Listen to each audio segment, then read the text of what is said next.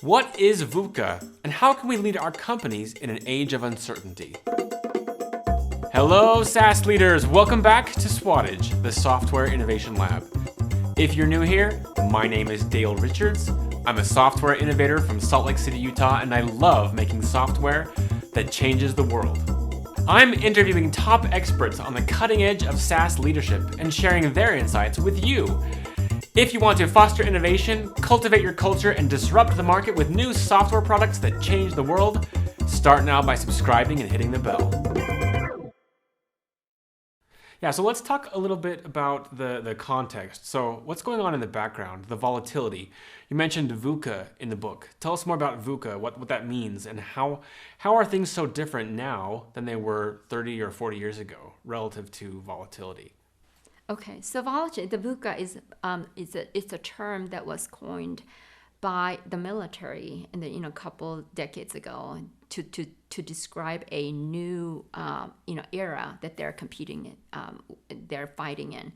VUCA stands for VUCA, volatility, uncertainty, complexity, and ambiguity. And in the era of VUCA, things are unpredictable. You can't foresee what's gonna happen. An example of that is that I used in the book is how the Brexit happened, and that is a result of a Tunisian fruit vendor trying to sell fruit in the marketplace, and he didn't have enough. He didn't have a permit to sell the produce. He got ticketed, and the fine was greater than he could ever hope to make one day.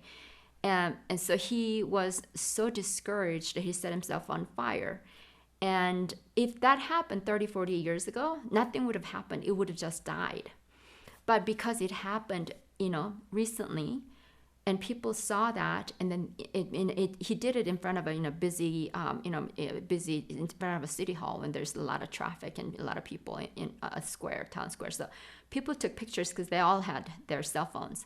People took pictures, and they put it up on their social media accounts, and because his plight resonated with a lot of Arab youth frustration. Frustrated Arab youths that they couldn't get a job and things like that, and that they couldn't make a living. That took off, and so 28 days after his self-immolation, the dictator that had been in over Tunisia for decades had to step down, and that was the beginning of the Arab Spring. And in Syria, Bashar al-Assad, instead of stepping down like a lot of his counterparts did in other countries, he led his country into civil war, and which produced massive amounts of refugees. So they all crossed the ocean to get to the EU for better life and more opportunities, and get away from all that the war dynamics of Syria.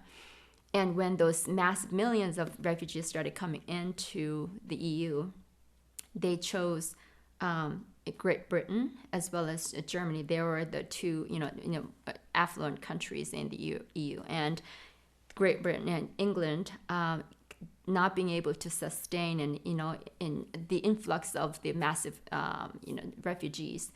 And on top of that, there are other social things that were going on at the time. So those things were all just combined, and it manifested itself into this, having a referendum to exit out of the European Union. That's how Brexit happened.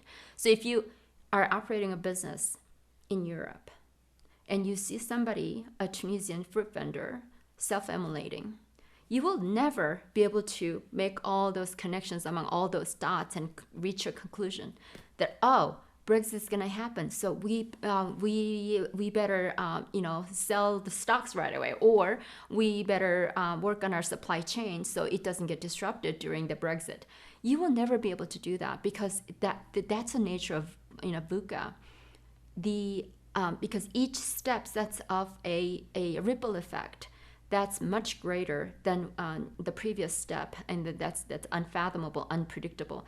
And there's a compounding effect from each step. And at the end of 5 or 6 steps, it's unrecognizable from the input. The output is unrecognizable from the input. So that makes things very, very difficult for businesses.